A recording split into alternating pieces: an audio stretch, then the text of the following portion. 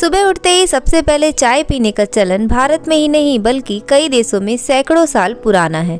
ज़्यादातर लोग समझते हैं कि चाय का आविष्कार भारत में हुआ है, लेकिन ऐसा नहीं है। इसकी शुरुआत चीन से हुई थी। करीब 5000 साल पहले चीन में एक बादशाह थे जिनका नाम सेन नुंग था।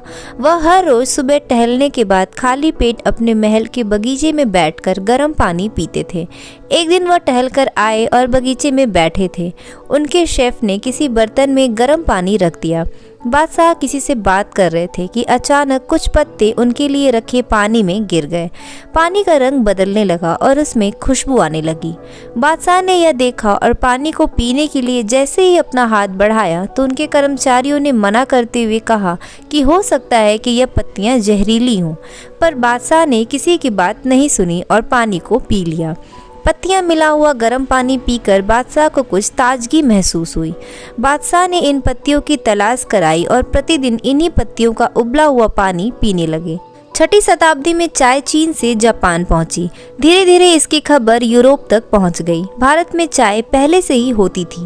वैसे तो भारत में चाय का इतिहास 2000 साल से भी अधिक पुराना है। तब बौद्ध भिक्षु तप करने के लिए चाय की पत्तियों को चबाते थे। 1815 में कुछ अंग्रेज यात्रियों का ध्यान असम में उगने वाली चाय की झाड़ियों पर गया, जिसका पेय बनाकर स्थानीय लोग पीते थे। इसके बाद 1835 में असम में चाय के बागान लगाए गए। भारत में दार्जिलिंग दुनिया में सबसे बेहतरीन चाय उत्पादन के लिए जाना जाता है। यहाँ की चाय में अनोखा स्वाद और खुशबू है। चाय के पौधे की आयु लगभग 100 वर्ष तक होती है। अगर चाय के पौधे को काटा न जाए तो यह नीम के पेड़ की तरह हो सकता है। इसकी जड़ इतनी मजबूत होती है कि पौधे को उखाड़ना आसान नहीं होता। तो कुछ इस तरह चाय की खोज हुई थी। चाय से टी बैग बनने तक की कहानी भी बड़ी मज़ेदार है। दरअसल अंग्रेज चाय पीना तो पसंद करते थे, पर वह नहीं चाहते थे कि कोई भी चाय की पत्तियों को हाथ लगाए। इसके बाद चाय की पत्तियों को कागज़ की छोटी छोटी थैलियों में रखकर उनको गोंद से बंद किया जाने लगा। कप से बाहर निकालने के लिए इन थैलियों पर धागा लगाया गया। अब यह समस्या हो गई कि गर्म पानी के संपर्क में आते ही गोंद पिघलने लगी और इससे चाय का स्वाद खराब हो जाता था। 1901 में रॉबर्टा सी लाउन और मैरी मार्कलेन ने कॉटन के कपड़े की छोटी छोटी थैलियां बनाई और इनमें चाय की पत्तियों से बना पाउडर भरकर सिल दिया गया।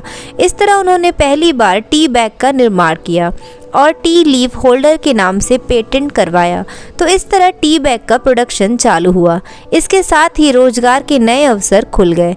तो अगली बार चाय की चुस्की लेने के साथ इससे जुड़े किस्सों को भी याद करें। वीडियो पसंद आई हो तो लाइक, शेयर एंड सब्सक्राइब करना ना भूलें।